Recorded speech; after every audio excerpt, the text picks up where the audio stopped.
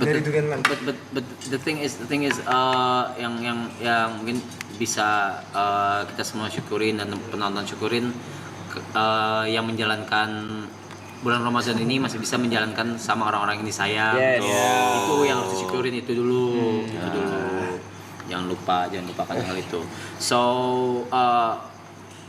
by that being said, for the verse sahur. Sahur. Ada absnitch. Katanya kita ada bulan Ramadan yang syahdu ini juga ya, kita mau memanggilkan juga orang-orang yang syahdu juga. Kok bisa memanggil orang harus syahdu gitu sih? Kok harus gitu? Memanggil orang syahdu. Oke. Itu bridging loh, dia bridging. Lanjut. MC ada 3 nih. Masa ini kacau.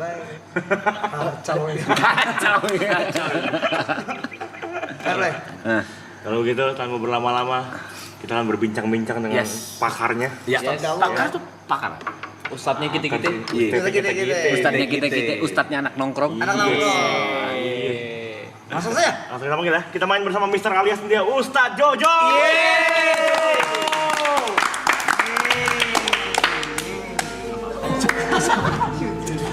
Pak Ustadz.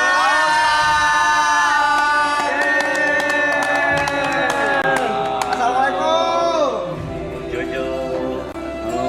Ustadz Gensen. Jensen. Harus gini bagaimana? Bagaimana harus gini santai-santai. Bagaimana gini? Pak Ustadz punten ya, silakan duduk yang nyamannya aja, yang nyamannya aja gimana? Yang nyaman aja. Jangan panggil Ustadz tuh.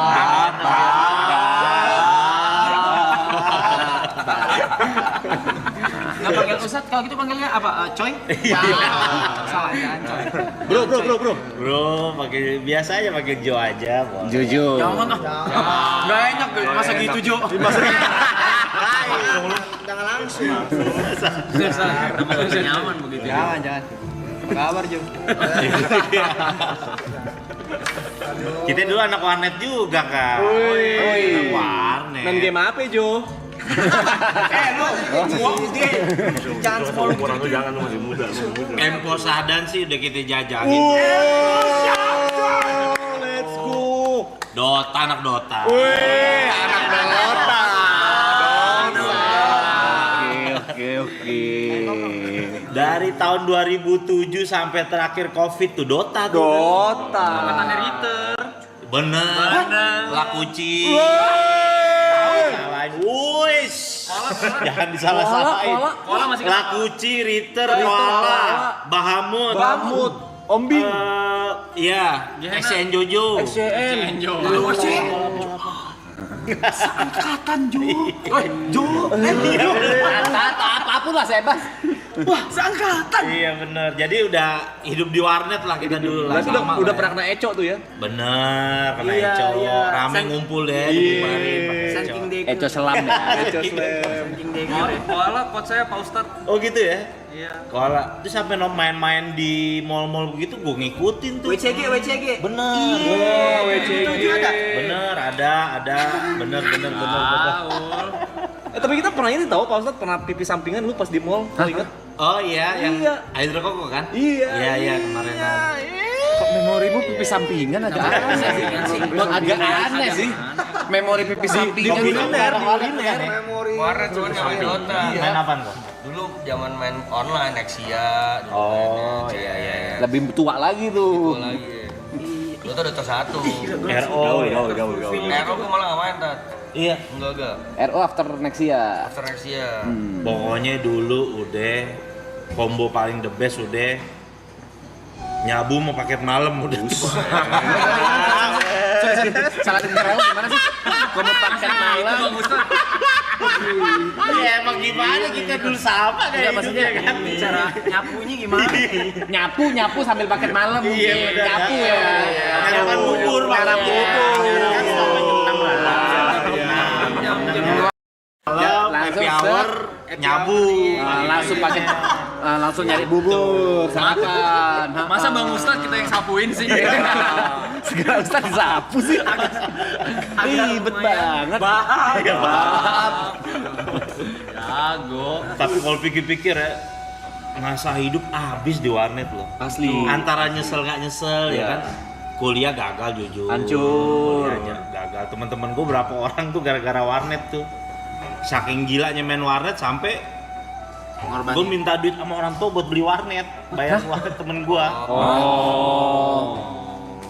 Ya minta duitnya dengan cara yang halus dan akhlak anak gontor. Gimana tuh? Ya, nyolong. Lu mau kasih duit gua gak? Masa gua dulu? Asli. Lu mau kasih duit gua gak? Kalau gua main di warnet. Kalau nggak kasih, motor gua jual nih. Keos.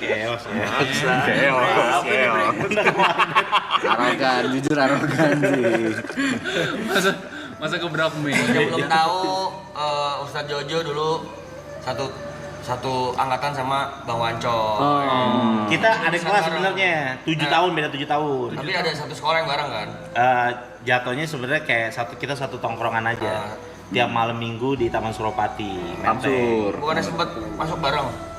Oh, itu beda. Itu namanya pesantren kehidupan. Tapi bedanya kalau Jojo keluar jadi Ustadz, Wanco yang keluar Jadi pelawak. Iya, Jujur. bener. Tapi jadi gua suka ngelewatin. iya kan teman-teman kan tahu background gue pernah di dalam gitu. Iya. Pernah ada pemain Dota terkenal di dalam ketemu sama gue, lu pasti tahu. Inisial.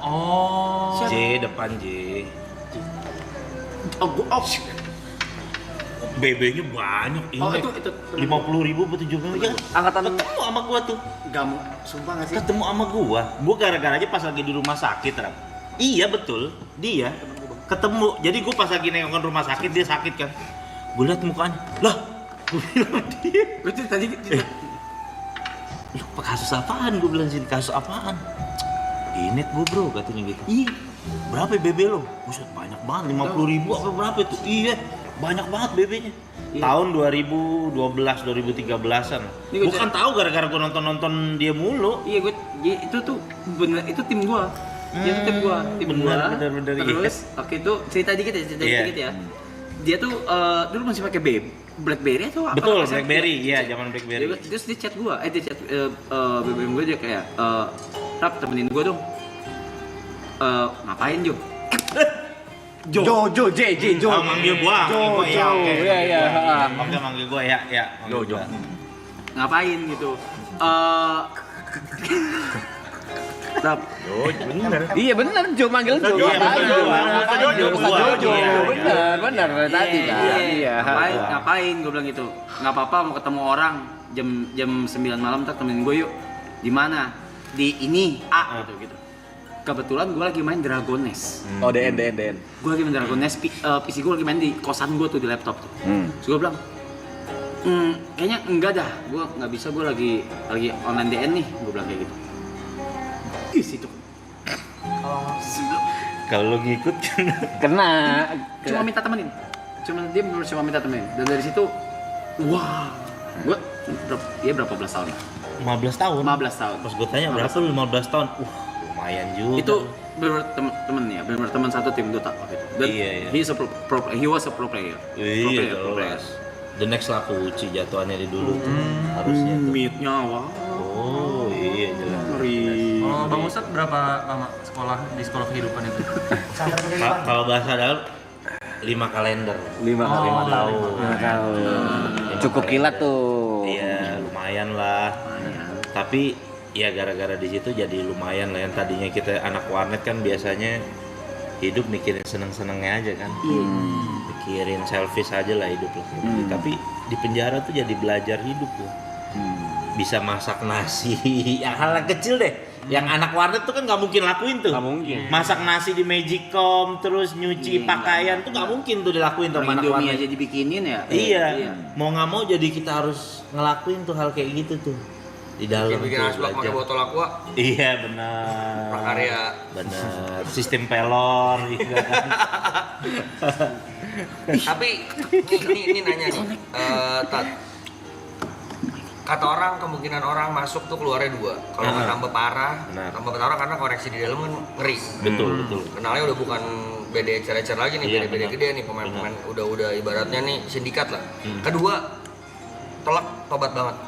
Apa momen waktu Yang ngetwist. yang ngetus di apakah ada Soalnya sih, hidayah? iya, lanjut deh. Nggak jadi gue, nggak jadi cerita. Sebenarnya sama. Gue tuh masih suka sering nontonin Aloy, lo, Niko, semua Arab, gue lagi nge-DJ. Jujur gue dulu cita-cita gue jadi DJ. Cita-cita gue, makanya gue suka nonton Picong, gue bilang cita-cita gue dulu. Jujur Rap, jujur. Dulu kan kita mainnya stadium mulu kan. Kota, stadium jujur. Kenapa pakai kita sih? Iya. Saya yakin pernah ketemu kok. Pasti pernah. Gila Pasti pernah. itu Udah tempat enggak ya, itu guys, ya? buat angkat-angkatan kita tuh istilahnya itu tempat tuh dewa banget Dewa, lah, dewa naga ya kan. Dewa. Lu jelasin naga ya? Jadi apa namanya? Hampir hari-hari lah ke situ lah. Oke. Udah saking gilanya datang ke tempat itu, setiap datang ke klub itu bisa datang nih kelat tepat. I'm home. Udah gila, udah stres Jujur, iya. Udah gila, udah. Udah kesetanan, udah kesetanan, udah. Kayak udah saking begitunya tuh. Nyaman tuh ya. Home, kayak begitu. I'm home. Iya, jadi kayak merasa itu surga hidup gua di situ. Tempat nyamannya Iya. Tapi emang stadium ada satu keunikan. Dia doang yang FDC bisa tukerin es kopi. Iya benar. Maksudnya gimana sih? Oh. Biasa kan FDC tukerinnya kalau air mineral soft drink, Coca-Cola, Fanta, Sprite. Cuman stadium ada tukerin es kopi. Oke, kalau gitu kita nggak usah lama-lama, kita welcoming DJ Jojo. Langsung ya SGC kita. Kagak diuji. belum latihan Iya. cita-cita aja dulu udah beda fokus pasti itu dia Tiba-tiba beda fokus nyebreng Ustadz ke DJ. udah keburu ke pesantren doi. Nggak jadi Iya, latihan. nah akhirnya udahlah. Gue banyak ngeliat kehidupan orang tuh kayak gue ngerasa. Sebenarnya dari sebelum masuk aja gue udah ngerasa capek sama kehidupan kayak gitu. Jujur capek. Walaupun kelihatannya udah ketemu teman-teman lagi nih, udah pakai sepatu udah lo buru-buru, wah girang segala macem. Basi aneh jujur. Karena siklusnya gitu Baper. terus. Siklusnya gitu. Bener, Siklusnya bener. gitu tuh. Makanya gue mau bilang lo tim Triple A Clan nih ke orang pada nginang-nginang segala macem, gue kayak ngeliat masa lalu gue aja emang. Maksudnya kayak nanti suatu saat nih orang pasti mungkin sekarang pun udah ada dalam hatinya, enough gue sebenarnya capek gitu udah pasti tuh. Yakin banget Masih gue. miskin. Jadinya kerja. Makanya gue yakin banget pasti. Makanya gue bilang ya gimana sih kalau kalian mau ngejudge orang tuh kalian nggak tahu dunia ini gimana ya. Iya soalnya kalau orang yang lagi seneng sesuatu kayak dulu saking seneng sesuatunya kayak gue tuh sama Inek saking ediknya gitu istilahnya Enak banget tuh disebut. Luna Maya di dia depan udah ngejalanin. gue suruh 5 huruf cabut lu. Luna Maya mau peluk-peluk gue dulu standar cewek cantik tuh Luna Maya. Sampai dia sama Cangcuter kan dinyanyiin kan. Lacu. Iya kan Luna Maya. Pokoknya sampai Luna Maya di depan gue nih, ayo dong aku mau dance sama kamu. 5 huruf cabut lu. Pasti bilang begitu tuh saking enaknya Inek tuh. Saking enaknya tuh kayak begitu. Untung gua nggak tahu gitu. Iya saking kayak ngerasa tuh kayaknya nggak ada deh yang lebih enak dari itu kayaknya nggak ada gitu. Nah sampai kayak kalau teman-teman dulu gue kadang-kadang suka mainnya di selatan, suka main di selatan. Kayak Iya, dulu, mental. dulu zaman-zaman tipsy, Brexit ya sekarang namanya. Brexit dulu masih namanya terus second floor, Dragon China Dragon kan Dari sana. Iya Dari sana. Dragon ya China itu kayak gitu-gitu. Gue paling bete tuh kalau diajak tempat kayak gitu tuh. Nggak masuk Maksudnya ya? kayak minum-minum kayak gitu-gitu gue bilang ayo dong, pusatnya aja langsung gitu langsung. Ayo dong, udah pemanasannya jangan lama-lama. Iya benar. Ada pelaut penerbang. Iya langsung aja, udah jangan lama-lama pemanasannya. Dia bilang udah buruan deh, kita ke pusat aja langsung nih. Udah kayak begitu. Tapi sampai akhirnya ya udah. Sehari sebelum gue ketangkep tuh udah rintihan hati gue udah sering tuh hari-hari tuh udah ngerasa udah bilang Kuring. udah capek aduh gimana cara berhentinya itu yang bingung tuh. Makanya kadang-kadang temen-temen masih banyak juga kadang-kadang yang DM sama gue kan curhat-curhat gitu, bang gimana sih bang cara berhenti nyabu judi online gimana sih. Gue bilang lu mesti ada kesungguhan hati deh bener-bener. Gue bilang Dulu gue pernah terinspirasi dari almarhum Ustadz Jeffrey Al-Bukhari. Ustaz Jeffrey. Itu kan punya background sama tuh dulu. Akau dia orang pemakai narkoba tuh beliau. Beliau tuh sampai bilang kalau kamu belum pernah berdoa sama Allah sampai bilang ya Allah kalau saya pakai narkoba lagi mending saya mati. Berarti kamu belum sungguh-sungguh taubatnya katanya gitu. Introducing Berani doa kayak gitu ya Allah kalau emang saya balik lagi kayak gitu udah mendingan deh. Saya mendingan mati aja deh. Nah, kata Ustadz Jeffrey Al-Bukhari itu kata almarhum kalau orang udah berani doa kayak gitu, berarti dia udah berdamai tuh sama dunia malamnya udah. Itu udah titiknya udah gue selesai, gue udah gak mau lagi sama dunia. Susah nggak Ustaz berhenti Ustaz? Susah, jujur susah. Adiksinya yang bikin berhenti susah. Jangankan begitu, ITC Ambas tahu kan ITC Ambassador dulu kan di atas di Carrefour kan atasnya suka jual-jual CD-CD bajakan tuh. Iya. Itu nyetel-nyetel lagu inian Freaks Stadium. Itu gue jalan sama nyokap gue masih bulu kuduk masih merinding. Iya. Pas gue bilang begini, wah kayaknya ilmu gue belum nyampe nih di sini. Akhirnya gue masuk pondok pesantren beneran di Jawa, belajar Itu agama beneran. atas kemauan sendiri atau dorongan? Ada dorongan ya tapi? Dorongan itu karena wah ini bahaya nih, gue masih suka suges denger lagu ginian. Bahasa suges memang suges. Iya, orang bulu kuduk sini merinding. Padahal itu udah gue dari pertama masuk penjara tuh udah total Berhenti. Udah Selama 5 kali itu kan ngerokok udah semua sama udah sekali. iya berhenti. Pas setelah keluar itu denger musik gitu masih begini, wah gue langsung bukan gue nyalain situasi gue tapi situasi keadaannya, tapi gue bilang ilmu gue belum nyampe, masih lemah nih gue nih, kayaknya gue mesti pindah ke satu tempat yang gue mesti belajar sama orang-orang baik nih. Sampai bener-bener pulang dari pesantren hilang tuh rasa itu, bener-bener hilang. Suges-suges tadi tuh. Suges-suges itu hilang, cuma ya kan kadang-kadang gedeknya kalau ngeliat teman lama giginya gini-gini lagi kan namanya kita belajar agama nggak boleh sangka buruk sama orang. Iya kan? Maksudnya apa? Maksudnya apa itu? Nggak ngerti saya. Iya, jadi Nggak kayak usah di ngertiin deh. jadi iya, Nggak usah. kadang-kadang kan banyak tuh juga tuh artis-artis yang kegap kan disorot gitu kan giginya gini-gini lagi kenceng lah gitu istilahnya kan. Nah, Nggak ngerti. nah itu kadang-kadang kita tuh bingung, aduh kenapa sih kita tahu hal yang gini kan jadi ngeri sangka buruk sama orang gitu. Oke. Takutnya suudon jatuhnya ya. Jangan kan begitu waktu di dalam. Kan ada program pesantren kilat tuh. Ada tuh salah satu ustadz, ngaji Al-Qur'annya Masya Allah, canggih banget katanya. Dulu nih Pak Ustadz ya, sebelum mau khotib Jumat, mau khutbah katanya, narik dulu katanya. Maksudnya begitu? Biar ini Ini ya. cerita dia bener, katanya baca ayatnya ngelengking katanya. Serius kok, itu Ustadz yang aja di dalam ceritanya begitu. Gue bingung respon Iya bener, ini kok cerita nyata. Maksudnya dia ngasih tahu jangan dicontoh ya. Kan jadinya kadang gede-gede kita takut-takut ntar ngelihat Ustadz abis makan rujak di kepedesan begini ntar kita takut sangka buruk kan. Pikiran kita takut, nih Ustadz abis narik nih gitu. Kan bahaya juga tuh gitu tuh. Gue gak mau respon apa men. Gimana sih? Iya. Waduh pokoknya macem-macem lah, penjara tuh mengajarkan gue kehidupan yang udahlah pokoknya lah luar biasa banget lah. Ketemu orang yang kadang-kadang kayak begini nih, kayak ilmu pertemanan. Gue punya temen yang hari-hari make bareng sama gue kemana-mana 24 jam sama gue.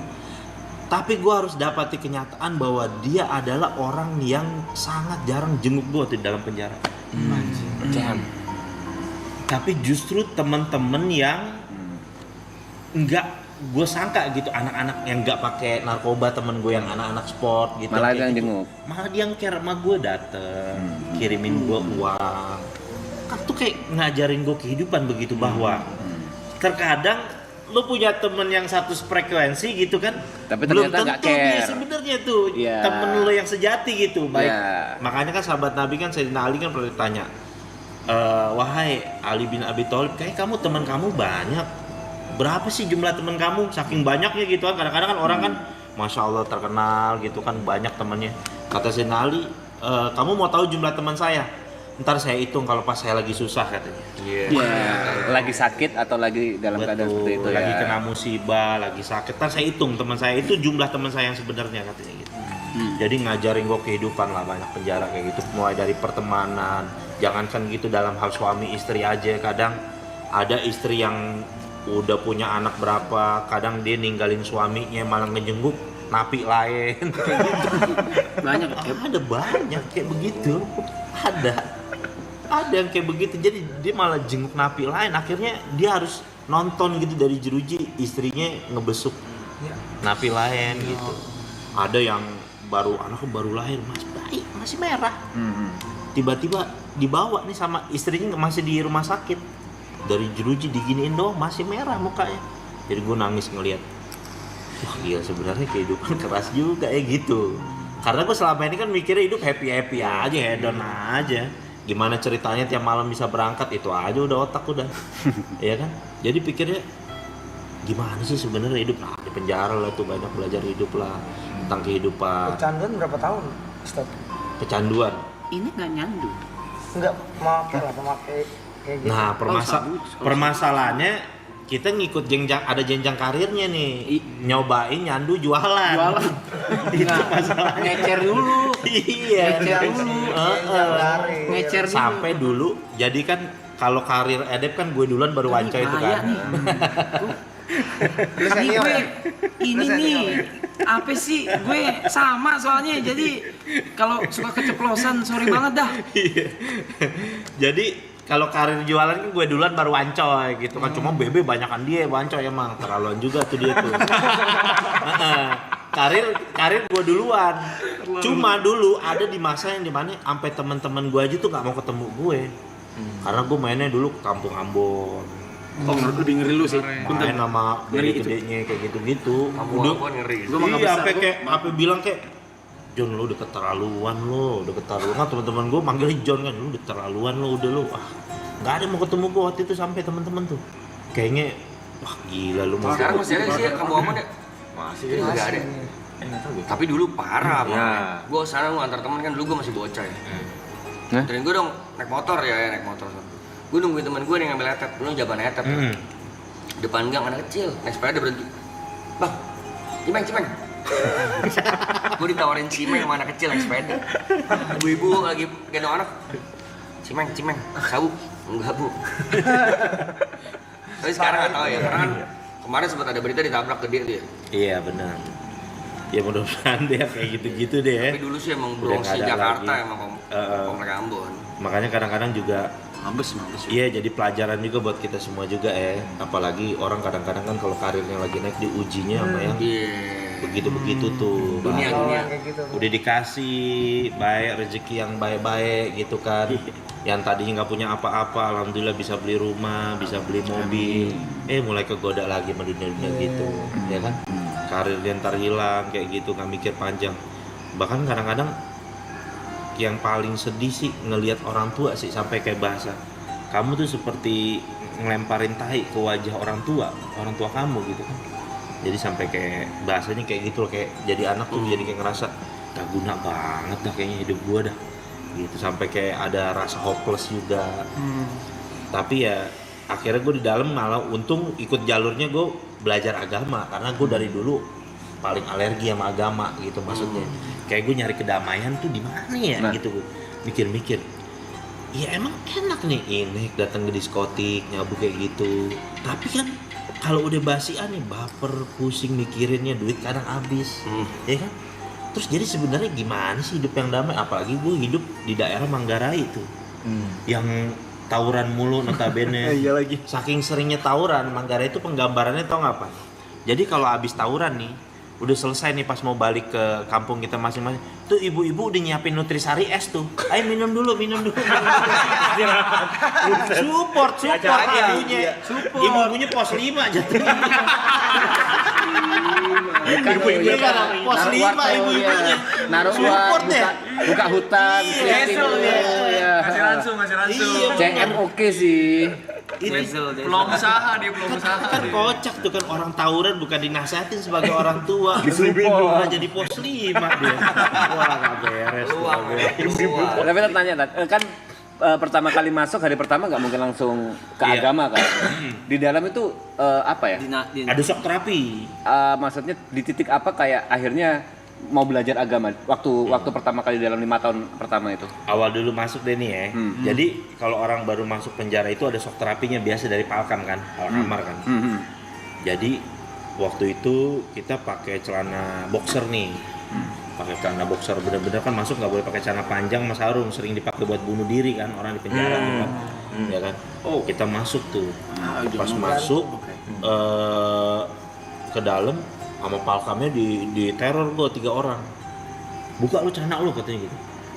Wah dulu kalau dengar orang di penjara sering dimonon ini kali ya. Ini momennya nih. Datang. Buka celana lo begitu, gue bilang bang ayo bang berantem sampai mati deh, gue balik badan begini, boleh juga nyali lo kata pal kami gini, berantem aja deh bang daripada lo harus beginiin gue dah. Gue bilang kenapa nih, gue harus apa nih ya kan, buat adat istiadat penjara gue harus gimana nih.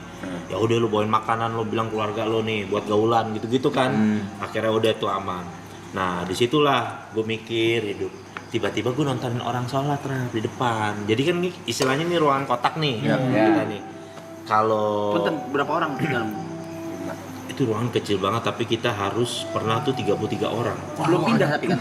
Waktu itu yang waktu awal-awal tuh belum pindah. Belum. Kan? Iya kan masih yang nempuk itu kan. Iya, kita tidur sampai kayak mayat begini tidurnya. Iya. Duh, saking ini bantalnya pakai aqua galon aqua gelas yang aqua botol yang air setengah kayak gitulah. Harus kayak gitu. Nah, gue udah ngeliat orang kok sholat tuh pada adem banget gitu ya ngeliat. Terus langsung gue mikir apa jangan-jangan ini nih kayaknya yang belum pernah gue cobain di dunia nih gitu. Ini kali ya, jangan-jangan ini kali jawabannya. Mulai deh tuh gue tanya-tanya, belajar. Akhirnya ya udah gue tertarik lah. Mulai dari situ gue belajar agama, fokus dan gue benar-benar berusaha untuk ninggalin hal itu. Tapi ya ujiannya berat. Gue malah ditempatin di blok tuh yang baru masuk blok, pas masuk rutan Salemba aja itu baru masuk kamarnya pal kami tuh udah ada bong sabu banyak, orang main judi sama TV-nya layarnya PCD BF. Gila, triple kill haramnya tuh. Triple kill haramnya, judi iya, narkoba iya, film BF lagi, triple kill haramnya. Jadi pas gue masuk perasaan gue berdoa pengen minta dijauhin dah dari lingkungan yang kayak gini, kenapa malah dideketin, ternyata ya emang itu ujiannya gitu. Supaya istilahnya sampai gue pengen dimatiin kali, rasa gue ngelihat kayak gitu jadi biasa aja gitu kali ya. Nah akhirnya karena ngelihat gue masih muda dulu kan, akhirnya ada tuh bapak-bapak yang masjid sebelah manggil, ini anak muda nih di kamar ini aja kita, jangan di kamar situ tuh, sering pada make orangnya ntar kesian. Nah rata-rata bapak-bapak deh tuh yang suka-suka ke masjid. Dari situlah gue suka diajak-ajak, dibimbing-bimbing. Nah disitulah gue udah mulai belajar agama. Temen gue yang busuk-busuk kayak si Wancoy, semua tuh pada besuk, udah mulai lihat perubahan gue tuh. Gue alhamdulillah gue cerita-cerita kan sama mereka. Gue kayaknya udah nemuin satu yang berharga nih dalam penjara. Gue nemuin kedamaian. Nggak perlu lagi ngeluarin duit 300.000 buat kayak beli inek dulu gitu kan. Jadi ini udah gitu gratis, gue ibadah, gue tenang. Alhamdulillah nih gue udah dapet. Doain aja biar gue di sini maksudnya ya tenang, terus nggak galau lah selama ada di sini. Ya udah, akhirnya gue banyak lah belajar tentang kehidupan. Teman-teman gue di mana di blok yang sama? Gue ketemu dia pas lagi di rumah sakit. Dia lagi sakit tuh waktu itu. Gue lagi jenguk orang sakit. Pas gue di sampingnya, oke gue kenal di tampangnya. Gue lihat kan gituan namanya kan, bener. Oke, bukan di blok yang sama. Iya bukan. Langsung gue tanya, di dalam masih main Dota tuh dia tuh. Gue nggak mau ngomong. Dia cerita sama gue masih suka main Dota tuh. Masih Dota 1 ya? Iya Dota 1 masih Dota 1. Iya. Dia cerita tuh di dalam. Itu gue di dalam macem-macem lah. Gue bareng juga sama waktu itu John K waktu itu. Bareng sama John K gue. Umur berapa Stat pas itu? Waktu itu gue umur 22 tahun tuh. Masih 22. Gue ngelihat pertama kali kalau kita kan tahu di TV doang John K. Gue ngelihat John K lagi nagih utang sama orang. Gue ngelihat secara live tuh, streaming langsung tuh. Benar, nggak salah. Itu orang ditagih sama itu sampai sujud lu ke tanah lu. Kata si John K kan gini, bayar utang lu. Kira utangnya berapa? 2M utangnya, nggak tahu utang apaan tuh. Utangnya 2M. Bayar ke utang lo. Gue mending bunuh kucing daripada bunuh lu ya, katanya gitu. Wah gila serem banget. Orangnya petengkurap tuh di tanah tuh. Gue bilang serem juga Om John. Serem juga Om John. Iya. Ngeri boy. Akrab Om John sih akrab. Iya, tapi baik dia di dalam Rap. Biar gak begitu. Kadang-kadang dia tiap pagi tuh suka sedekah nasi uduk 300 bungkus. Buat napi-napi tuh, dia tuh panggil, mana sini? Tukang nasi uduk, kumpulin. Bagi-bagiin sama dia, napi-napi. Baik dia. Baik. Iya. Kan banyak juga tuh dia kan tim-timnya kan yang Jagain. pas case-nya dia itu. Ya pokoknya di dalam penjara ya banyak lah belajar kehidupan lah. Tapi ada seru-serunya nggak saat di penjara? Maksudnya apakah seserem yang diomongin orang, dibayangin orang gitu? Apa tuh? di dalam sana gitu, apakah ternyata tidak semenyenangkan tuh apa gimana gitu? Kalau gue ngeliatin lebih jadi kayak gitu tuh amal perbuatan dia selama dia hidup di luar ternyata itu. Jadi di luar makin iya parah, dalam di luar. iya kalau di luar tuh dia sering jahat sama orang, di penjara dia sering dijahatin sama orang. Jadi gue sering ngeliat penampakan kayak gitu tuh. Kalau dia di luar jahat sama orang, di dalam begini kali. Gue jadi pikirnya jadi kayak kagak gitu. Ini kali maksudnya kalau ada kehidupan akhirat tuh, orang jahat di dunia dibalas di akhirat. Di penjara aja gue diliatin tuh kayak gitu tuh. Jadi ada orang yang kerjanya suka meres-meres napi kan, di polsek gua tuh nggak ada duit, digebokin, diinjek-injek. Pas istilahnya dia pindah ke kapal yang lebih besar kan, dikebukin satu lapas deh, mukanya apa nggak kelihatan kayak gitu. Begitu ya penggambaran yang gue lihat tuh, orang jahat tuh belum lagi di akhirat, di dunia aja tuh dibales gitu. Yang kayak begitu kalau ngeliat ngurusin orang bunuh diri pernah gua. Di dalam Pernah. Waktu itu dia masalahnya berat banget sih. Kayaknya dia utang saham di bursa efek sih. Alias kalau judi 50.000. Kalau judi bola 50.000 kan.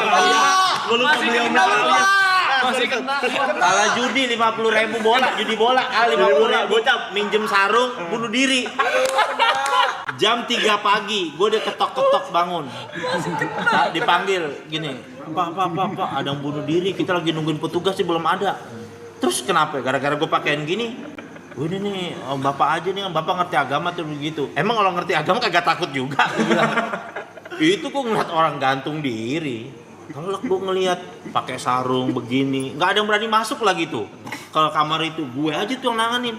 Pas ditanya, apaan, kenapa ini? Iya tadi dicurat mau minjem duit 50.000 kalau judi bola. Terus nggak dapet, gantung diri. Ya Allah, Pak. Gue bilang, gara-gara duit 50.000 kalau bola. Ketemu gue yang begitu-begitu tuh. Jur kecolongan. Bursa saham. Bursa efek sih. Saham di bursa efek sih. Udah sempet. Udah bebas apa? Udah harusnya ya? Udah lama, udah bebas. Udah lama kan? Udah bebas udah lama. Iya, harusnya udah lama udah banget. Udah 4 tahun lebih. Udah bebas. Tadi Bang Ustadz kan sempat berarti kan 5 tahun, 5 kalender kan di pesantren kehidupan itu kan. Abis itu yang ngedalemin ke tadi di Jawa ya? Iya, ngedalemin ilmu agama pesantren. itu berapa lama lagi tuh durasinya? Nah, waktu itu pas setahun setelah after itu ke Magetan deh. Ke Magetan itu kan gue belajar, kita yang namanya dari kecil udah kena visi dari Pentium 4 gitu istilahnya kan. Orang itu kalau belajar agama di Jawa tuh bener-bener tradisional banget. Itu yang bener-bener pakai Jawa pegon yang bahasanya Utawi, Iki, Iku, kayak begitu-begitulah. Pakai bahasa Jawa pegon untuk belajar ilmu nahu sorof gitu-gitulah. Wah, gue kayak begini. Jadi gue jadi inget kan. Jadi dulu istilahnya tuh kan, gue pernah dapat satu hadis tuh, Nabi SAW pernah diceramahin, pernah dikasih nasihat sama malaikat Jibril, kata, ya Muhammad isma syi'ta, silakan kamu hidup sesuka kamu. Jadi kayak nasihat kehidupan gitu. Kalau kamu benci sesuatu, bencinya tuh biasa aja. Jujur kita dulu paling gedek sama orang Jawa. Jujur dulu paling gedek.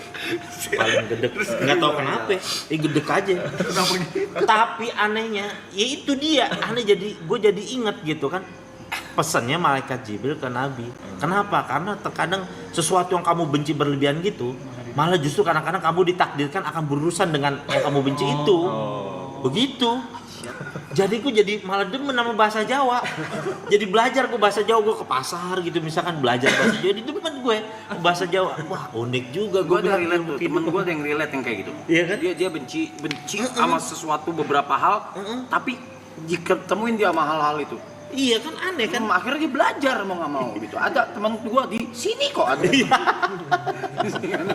Ada kok emang gitu. Iya kayak begitu ya. Waduh, kehidupan tuh kayak gitu. Jadi sekarang tuh kalau sekedar benci ya udah. Cukup disimpan aja, nggak suka sama orang ya udah. Kenapa sih pegel-pegelin hati aja nyimpen benci sama orang gitu kan. Kalau misalkan benci sama orang bisa berubah jadi Bitcoin enak ya. Iya masuk. Ini nggak jadi apa-apaan, hati jadi sempit, hidup nggak enak, nggak tenang. Duit dapat duit juga kagak. Ngapain hidup benci sama orang ya kan? Betul. Iya. Slow aja kita hidup, ya kan? Dan Bangsatnya anjing. enggak ada urusannya ke masalah ini. Nggak ada emang gue mau Kenapa kau bangsat-bangsatin? Ya enggak lu gue takut kalau lu ngomong. Enggak, aku cuma ngomong nanya aja. Apa Ustaz ya? Iya. Subuh Enggak mas, orang-orang gue biasa nonton kalian kok jadi kayak gini-gini. Udah belajar nih agama. Cara konsisten atau istiqomahnya itu gimana, Tat? Maksudnya kan di titik ini Pak Ustadz mungkin ada beberapa godaan-godaan lagi kan. Dengan mungkin sekarang di titik ini udah bisa beli ini beli itu bla bla bla. Cara untuk istiqomah atau konsisten di agamanya itu bagaimana supaya nggak kegoda Ini lagi? bab yang paling beratnya di sini. Bab Bab paling berat ini. Ini yang paling beratnya ini.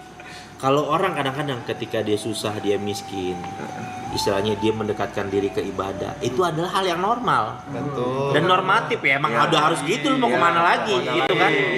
Ya kan, ya lo harus, ya emang lo harus gitu, lu mau kemana lagi, udah mentok nih lo. Ujung-ujungnya ya keluarga lagi yang bakal nerima kita gitu istilahnya lah. Kalau teman-teman kita udah nggak mau nerima kita, keluarga lagi gitu kan menerima kita. Nah, untuk bisa menjaga kayak begitu, itu diperlukan circle yang bisa support kita tuh. Jadi gue setelah gue mempelajari kayak gitu, kan pertemanan tuh sangat mempengaruhi kehidupan atau kepribadian seorang. Gue kadang-kadang rela gue berteman sama bapak-bapak musola, bapak-bapak masjid, cuma demi dapat kebaikan dan bisa terlindung dari hal-hal yang kayak gitu. Karena gue saking nggak maunya, siapa sih yang mau bercanda sama bapak-bapak musola, bapak-bapak masjid, ya kan? Yang bercandanya tuh, ya Allah bercandanya. Gimana tuh bercandanya? Tahu bit-bitnya. Iya kan kayak misalkan dikasih tahu kan, bapak misalkan gini, kalau misalkan sholat imamnya peci merah terus makmumnya pakai peci hitam boleh gak? Ya boleh lah, sah-sah aja. Lah kok boleh? Ya nggak boleh lah. Lo nggak boleh kenapa? Kan cuma beda peci. Ya kan imam harus orang bukan peci merah katanya. Ya kan? Bapak-bapak tuh bercandanya begitu. Kan beda banget sama bercandaan kita kan. Sama temen-temen narkoboy kita tuh beda bercandaan begitu. Iya loh, beda. Kalau gue bercanda sama Wance beda bercandanya gitu. Tapi ya bapak-bapak hehehe mau nggak mau tapi ya asalkan hidup gue kejaga dari yang nggak beres-beres ketularan baik apa harus gue lakuin gitu. Ada yang harus dibayar harganya. Bener, harus ada yang dibayar kok, bener gitu. Termasuk salah satunya juga hal yang gue pikirin ketika pulang dari penjara, gue mikirin apa kira-kira yang bisa ngerem kehidupan gue. Nikah salah satunya. Gue waktu itu nikah, waktu itu modal gue serapi amat ngelamar kita Selapina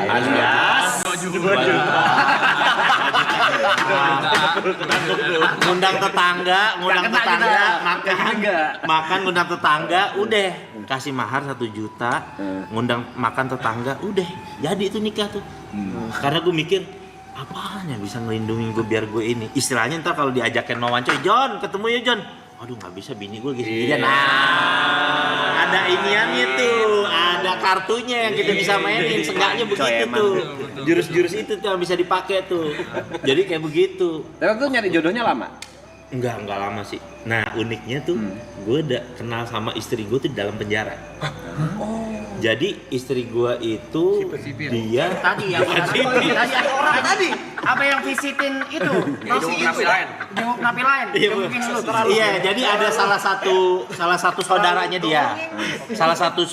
dia di rumah sakit itu tiba-tiba dia jenguk saudaranya itu Dan gue ketemu di situ. Akhirnya gue ketemu sama orang tuanya, gue bilang dengan PD-nya gue status as a napi gitu kan, bilang gue pulang nih mau nikah, mau nggak anak lu ntar gue nikahin. Iya alhamdulillah, percaya aja gitu. Ya percaya aja, padahal kan orang yang harusnya mikir kan, lu background lu napi gitu kan, siapa sih orang tua yang mau nikahin anak yang menapi gitu loh, logikanya kan begitu tuh. Tapi ya emang gue nggak punya siapa HP, tapi gue punya Allah gitu aja. Gue berdoa, ya Allah tolong deh. Ini salah satu-satunya juga cara yang biar gue nggak balik lagi sama dunia gue yang dulu. Gimana ceritanya? Biar kata gitu, ada juga teman gue masih tuh ngajakin gue tuh. Gue lagi mau ceramah di masjid pakaian kayak gini, telepon. Assalamualaikum, John, posisi di mana John? Gue lagi di Masjid Darussalam, gue inget nama masjidnya tuh waktu itu di daerah Kuningan. Gue lagi di masjid ini. Malam ini gue ultah, please ke tipsi katanya. Ntar lu, gue bilang nih, kita pindah ke video call. Yang pertama lo lihat pakaian gue, yang kedua lihat posisi gue masjid, gue bilang. Ya kan? Ini dua dulu nih, gue kasih tahu lo dulu, jangan gue bicara panjang nih. Kita ganti video call ya kak. Lo lihat pakaian gue satu, yang kedua gue di masjid nih. Oke. Please kata dia, please lo minum Coca-Cola aja. Gue pesenin nggak apa-apa, ada kok makanan gitu segala macam. Gue bilang thank you, gue bilang enough ini, gue udah. Gue bilang, gue ucapin lo sampai ulang tahun, gue doain lo bahagia di akhirat, panjang umur.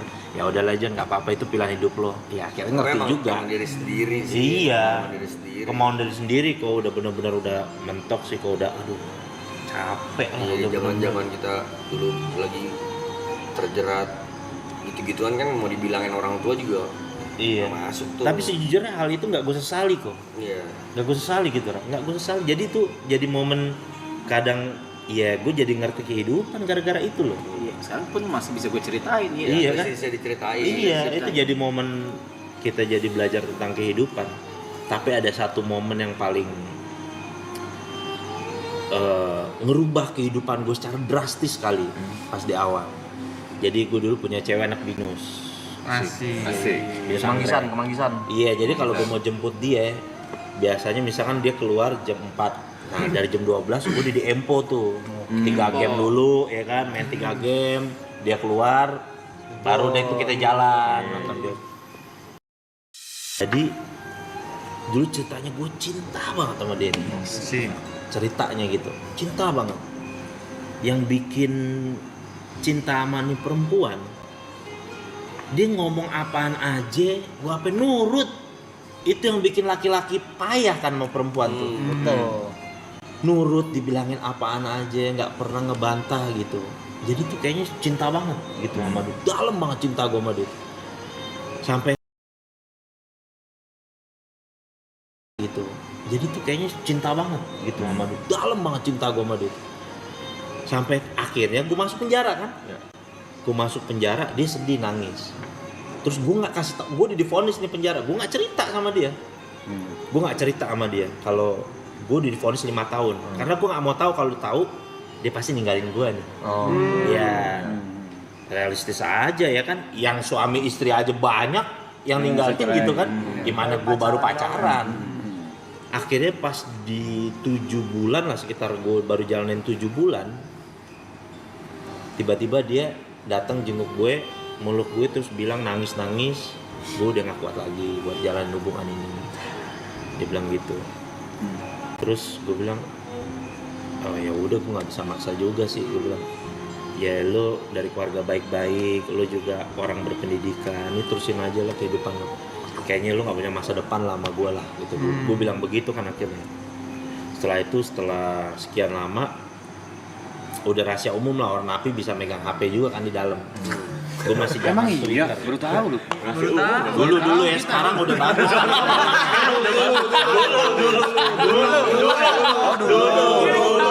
Ini gue pilihnya itu dulu ya. Iya, 15 tahun lalu. Sekarang udah bagus. Sekarang udah bagus. Temen gue juga ketat lama. Ketat dulu yang ketat. Dulu emang kayak ngobrol memang. Bebek Gemini gue inget Iya. Sekarang mah udah bagus, Mas. Iya bener. Nah suatu saat gue buka Twitter, ngestok dia lah. Gue lihat dia udah sama cowoknya yang baru. Dulu Twitter. Ini posisi Di dalam kan? Di dalam. Iya. Di dalam. Dalam dong. tadinya gue udah berusaha ikhlas, tapi ternyata karena gue terlalu cinta banget sama dia, jadi sakit gitu kayak hati gue tuh. Sampai pernah gue ada ajang-ajang kayaknya mau bunuh diri aja lah. Dunia ini kayaknya udah nggak adil. Umur 22 divonis 5 tahun penjara, ya kan? 27 ya. Di kampus gue ngirim surat DO, nggak di DO dari kampus udah otomatis. Cinta sama perempuan ninggalin gue, apa lagi nih tujuan hidup gue nih kalau udah begini? Apa lagi yang gue harapin kan? Tapi gara-gara itu gue jadi belajar. Ternyata kesalahannya bukan di perempuan itu. Kesalahannya adalah gobloknya gue punya rasa cinta berlebih sama itu perempuan. Itulah yang jadi bikin gue tuh tersiksa sama dia. Jadi semenjak saat itu dia ngajarin gue cinta sama orang udah biasa aja udah. Kita sayang sama orang nih, gue berbuat baik karena berbuat baik itu ajaran agama. Yaudah, gue sayang sama lo. Gue pokoknya gue gak mau terlalu cinta sama manusia. Sejak saat itu dia ngajarin satu ilmu yang paling besar dalam kehidupan gue. Gak pernah mau lagi gue. Bahkan sama anak istri gue gak mau terlalu cinta. Cuma ya aku akan berbuat kebaikan buat kamu, buat apa? Karena rasa sakitnya tuh gue masih ingat sampai sekarang gitu. Damn, kenapa sih gue harus terima kenyataan jauh dari dia? Kenapa sih gue harus kehilangan dia? Tapi dari situ ternyata setelah gue renungin, yang salah tuh bukan takdirnya, bukan dianya, tapi rasa cinta yang gue bikin terlalu berat itu ke dia. Itulah yang nyiksa gue. Jadi semakin rasa cinta gue gede ke wanita itu, semakin nyiksa kehidupan gue. Jadi semenjak saat itu gue say thanks, gue bilang dalam hati gue doain dia terima kasih. Walaupun gue gak ketemu dia ya, gue doain dia terima kasih. Lu ngajarin gue ilmu kehidupan yang menurut gue tuh sangat berarti buat hidup gue. Bahwa sejak saat itu gue gak akan pernah mau cinta lagi. Walaupun istri gue cantiknya kayak apa, anak-anak gue lucunya apa, gue gak mau terlalu cinta. Bukan artinya gak sayang, cintanya karena Allah. Jadi gue kasih kebaikan aja cukup. Karena takut gue nanti kalau gue berpisah lagi seperti sebagaimana yang gue pernah iniin gitu, kejadian kayak gitu, nggak enak rasanya, hidup tuh tersiksa gue, kayak nggak punya semangat hidup. Jadi kayak kesan kok cemen amat jadi laki-laki gitu, kayak gue goblok banget gue jadi laki-laki kok. Tapi kan nggak bisa nyalain, nggak bisa dibikin-bikin. Gue pengen ngilangin perasaan ini nggak bisa gitu, gedeki gitu. Makanya kadang-kadang banyak orang tuh di dalam tuh yang kayak gitu ditinggal istri, mereka tuh sampai mau bunuh diri tuh begitu. Karena mereka bingung, gue mau ngilangin ini nggak bisa, gimana sih caranya gitu. Itu selama 7 bulan, kan itu baru ditinggalin setelah 7 bulan. Selama 7 bulan Ustadz bilang ke ceweknya apa? Kan dia pasti nanya kan berapa lama di dalam gitu. Nggak gue bilang, nggak gue jawab. Nggak gue jawab soal vonis gue. Alihin topik deh. Iya. Kamu berapa lama Udah makan? di penjara? Udah makan? Tapi cara ngontrol, cara ngontrol cinta biar biasa aja gimana? Kan cinta nggak bisa dikontrol. Iya memang, tapi seenggaknya kita sering-sering berbuat kebaikan sama dia. Jadi artinya juga kita bisa tahu menahan diri bahwa kita itu, apalagi kita nih belum suami istri, kita kan ada kemungkinan berpisah karena nggak jodoh sama dia. Yang kedua ya macam-macam lah, berpisah karena pindah alam gitu, atau berpisah karena ada 1 dan 2 lain alasan yang nggak bisa kita bersama-sama. Jadi artinya itu ada sesuatu yang nggak bisa kita lewatin dalam kehidupan dunia ini yang dinamakan takdir. Makanya kan dalam Islam tuh kan ada rukun iman yang ke-6 kan, beriman kepada qada dan qadar, pada takdir baik dan takdir buruk.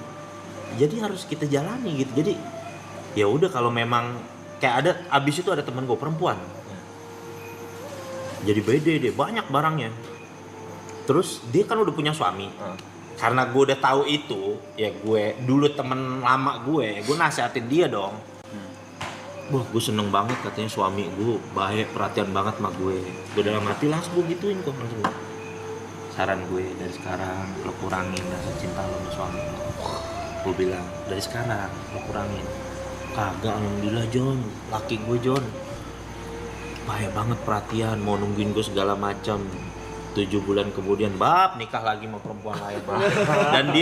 Dan dia sakit hati, akhirnya apa ya? belok, jujur belok, belok dia, belok, gara-gara gitu. Kan tapi kan gue udah bilang kan, gue udah pengalaman nih yang soal kayak gini dari awal, mendingan udah lu kikis, bukan berarti artinya udah kita udahan aja, enggak. Jadi artinya kalau memang dia setia, alhamdulillah. Kalau enggak, lu dijaga-jaga nih, udah punya bumper nih. Dengan kata lain mungkin nurunin ekspektasi. Bener kok, kayak begitu kok. Secukupnya. Diturunin ekspektasinya gitu. Gak enak asli lu punya perasaan kayak gitu. Hidup tuh, gua aja waktu itu akhir lari ke ibadah aja, hati masih nggak tenang loh. Tuh gua bingung tuh. Aduh, ini gimana sih ini ngilangin gitu, kayak orang linglung gitu. Gimana sih ini ngilanginnya? Caranya bikin kesibukan, kepikiran lagi. Ntar sedih lagi. Udah gitu, yang paling gedeknya kan harus terima kenyataan. Gua nggak bisa ketemu dia nih, kalingan jeruji gitu, ya kan? Itu kan gedek tuh artinya tuh. Akhirnya Bang Ustadz buat proses penerimaan keadaannya tuh berapa lama dan gimana caranya, itu kan berarti kan baru jalan 7 bulan ya kan, habis itu dalam penjara, itu frustasinya pasti kan berulang-ulang kan prosesnya. Betul. Terus titik apa tuh yang atau kejadian apa yang bikin Kayak sadar gue bego banget nih gue gitu kayak gue ikhlas deh gitu. Semenjak pas ketemu istri gue itu, akhirnya setelah, tapi itu lama 1,5 tahun lah setelahnya. Akhirnya tuh kayak tadinya gue tuh kayak yang biasa aja gitu sama perempuan, kayak udah ngerasa ya udahlah gue mau fokus belajar agama dulu. Tapi tiba-tiba pas ya nggak tahu mungkin takdirnya udah kayak gitu ya, pas gue ngeliat istri gue kayak ngelihat mudah-mudahan bisa jadi inian gue lah gitu, pelipur hati gue, dan ini jawaban, dan dia juga baik dan sifatnya tuh jauh lebih baik dari perempuan itu. Pokoknya lebih lah. Dan gue kayak merasa menganggap bahwa ini Allah kasih bini gue yang ini kayaknya jawaban atas gue ditinggal sama perempuan yang itu gitu. Karena dikasih yang lebih baik, jauh lebih baik dari segala-galanya gitu. Jadi gue mikirnya semenjak saat itu. Tapi gue overall gue merasa terima kasih terhadap tuh perempuan, udah ngajarin gue ilmu kehidupan yang sangat berarti banget. Belajar lagi tuh ya. Oh iya jelas kok. Itu mah dalam banget itu. Dan selama prosesnya harus ikhlas dulu. Iya kok, harus ikhlas, harus bener-bener. Dan ternyata nggak cuma ke perempuan lawan jenis juga, kadang-kadang cinta berlebihan sama anak tuh juga bisa bikin orang tua kesiksa juga tuh. Makanya kita suka kita hadapin kan, ada orang tua punya anak 3, terlalu sayang sama anak yang 1, tapi justru orang tua itu sering disiksa sama tuh anak yang 1 itu, ya kan? Jadi misalkan ada 3 anak, orang tua punya 3 anak, ya kan? Orang tua punya 3 anak, yang 2 nih anaknya berprestasi segala macem, yang 1 nih anaknya nggak karu-karuan nih, ya kan? Karena terlalu cinta orang tuanya sama ini, malah justru yang anak gak karu-karuan ini sering memberikan ujian kepada orang tuanya. Malah yang 2 anak yang nggak dicintai inilah hidupnya malah bikin ketenangan buat si orang tua itu.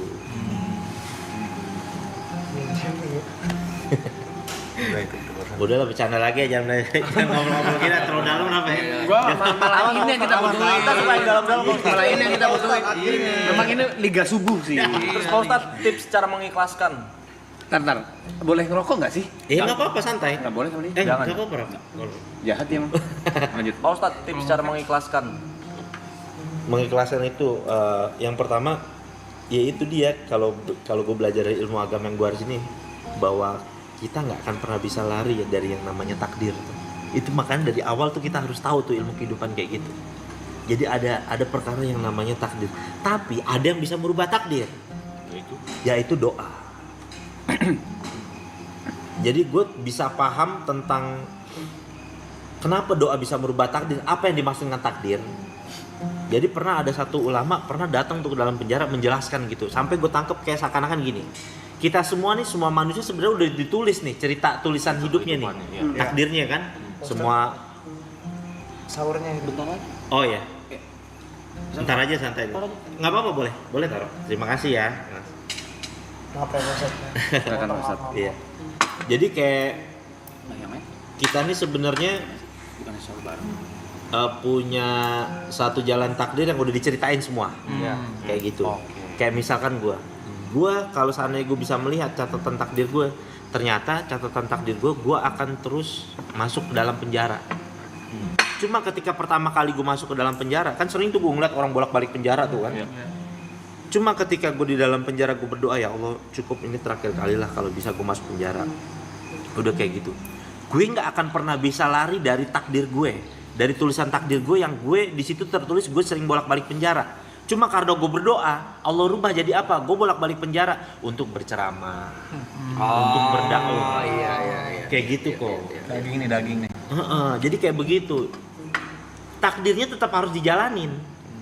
Tapi ketika dilawan dengan doa, jadi berubahnya tuh jadi cakep gitu. Iya. Jadi makanya bolak-balik tapi bukan masuk gara-gara kriminal, tapi malah bukan nggak buruk, malah jadi baik takdirnya kayak gitu berubah. Iya lagi. Iya. Makasih Pak Ustadz. Iya. Gua masuk Apa? Kayak kita bicara yang lebih santai lagi nih, Iya. Ustadz Jojo. Bagaimana menyandang gelar Ustadznya Gen Z? Aduh. Sebenarnya kok Ustadz tuh hanya sematan orang kok. Gue pribadi, gue merasa keberatan sebenarnya panggil Ustadz karena gue pengen tetap mau ngobrol dekat sama orang. Kadang-kadang orang kalau tahu nih Ustadz ngobrol jadi sungkan. Iya. Perlakuannya kayak gitu. Aja, ya kan? Iya, maksud gue juga udah kayak gini aja. Maksudnya biar enggak, maksud gue pengen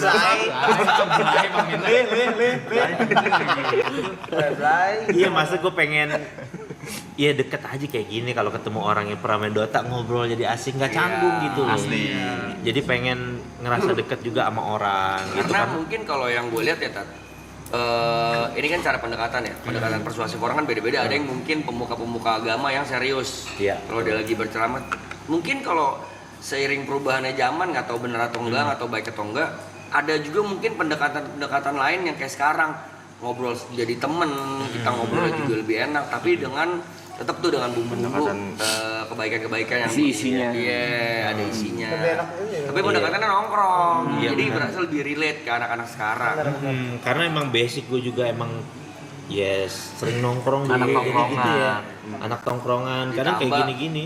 Green Boys, jadi anak-anak yang nonton Green Boys ya panutannya. Kalau enggak juga kok Green Boys nggak ngomongin yang aneh-aneh doang, ada Iya. juga lo baiknya nih waktu sesinya mau Ustadz Jojo misalnya gitu, mereka lebih relate gitu. Iya bener. Dan gue mau juga orang temen gue tuh kalau curhat juga jadi juga jangan terlalu kaku sama gue. Kadang misalnya temen gue, Tat, pengen nikah nih kita nih, tapi belum ada duitnya gimana nih ya? Terus gue bilang, udah lo colok belum anak orang? Gitu. Iya, Nah gue jadi pengen berasa maksudnya kayak ngomongin bahasa kayak gitu. Gitu. Mau Jujur, gitu mau. jujur udah lo colok belum? Udah sih, tanggung jawab lo, tanggung jawab. Udah nikahin buru, terus gimana dong cara? Kebetulan waktu itu lagi covid. Nah ini kan lu mumpung lagi covid nih, murah lagi. ya kan? Lu murah nih nikah. Oh iya juga ya, akhirnya dapet ide tuh kok. Sudah dapet ide. Oh iya juga ya, lu nggak usah keluarin duit banyak, lo nikah aja di KUA. Ntar kalau covid udah selesai bilang aja, raya-rayain. Ntar kalau covid udah selesai, itu lama orang lupa. Gitu. Akhirnya nikah. Nah, akhirnya beneran begitu. Nah gue pengen tuh mau orang tuh dengan bahasa yang jangan kayak terlalu kaku, baku ya. Kalau mau cari yang mungkin lu pengen etalase pemuka agama yang agak serius ya silakan Iya, gitu kan. iya. Tapi Tapi kadang-kadang gue pengennya yang ya pengen deket aja sama anak muda gitu, karena gue tahu background kehidupan gue dulu kurang lebih ya sama lah, anak-anak game kayak gitu ya, umumnya mereka lah gitu.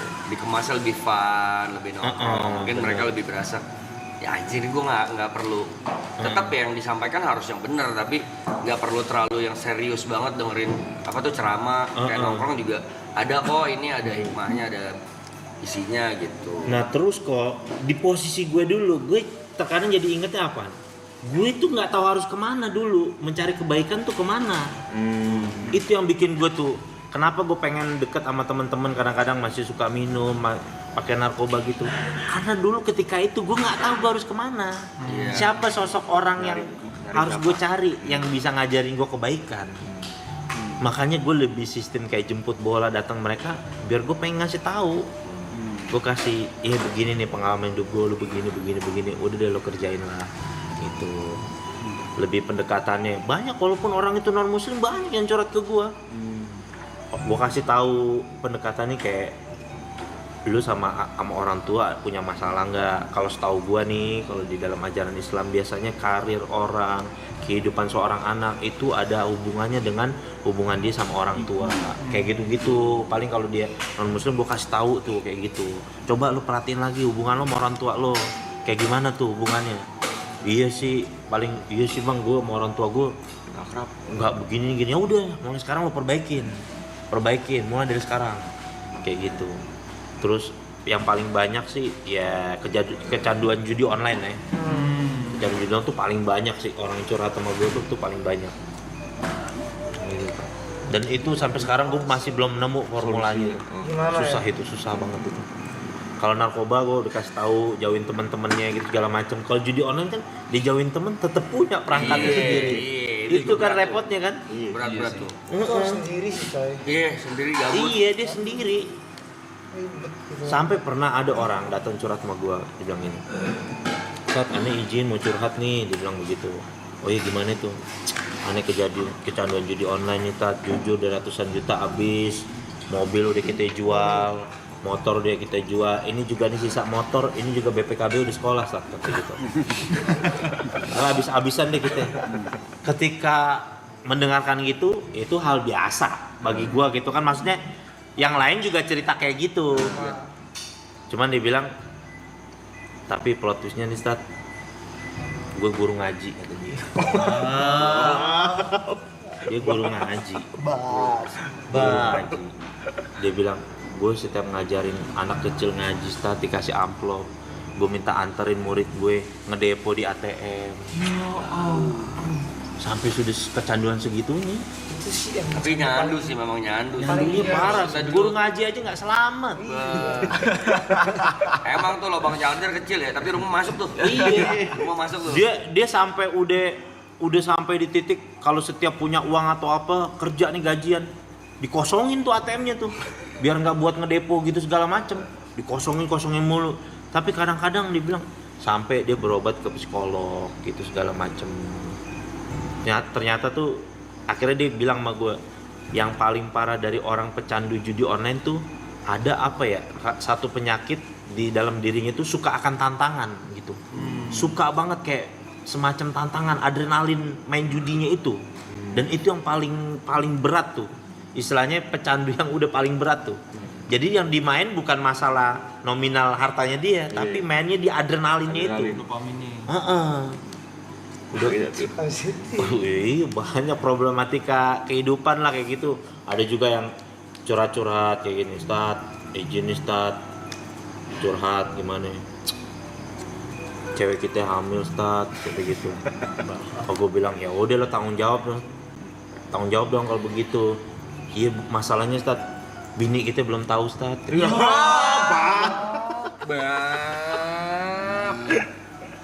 Masalahnya ada dua. Langsung kita jawab begini, lo yang nyolok gue yang pusing nih. Lo yang nyolok gue yang pusing nih mikirinnya. Ya udah akhirnya gue harus kasih tahu begini, ini gimana ceritanya. Udah ya pertama kali lo datang istri lo cerita tentang kejadian ini, lo ngulur, lo mau percepat, lo mau ngulur, ini bakal jalan terus masalah ini. Cerita sama istri lo, dan lo harus terima dari awal nih, gue kasih tahu. Kalau istri lo tiba-tiba mungkin ngelaporin lo ke ranah hukum atau merasa dirugikan atau apa, ya lo harus terima dari sekarang. Karena lo laki-laki, gue bilang belajar tanggung jawab. Ya udah akhirnya dilakuin kayak gitu-gitu. Ntar dia report update begini Start kayak gitu-gitu lah. Aneh-aneh macam-macam jujur. Problematika hidupnya. Kan by the way nih kita bisa sambil sahur kali. Iya. Boleh ayo dong biar enak ya. Silakan Ustaz Jojo. Iya. Bukaan aja. Santai. Jangan lupa baca live chat ya. Iya, sambil live chat. Kalau ada yang mau nanya juga boleh. Iya, Mumpung kalian lagi bersama sama Ustaz Kenzi. Karena gue izin makan ya. Makan Pak Ustadz, makan Pak Ustadz. Apaan Jo, makan aja. Bagus. Siapa yang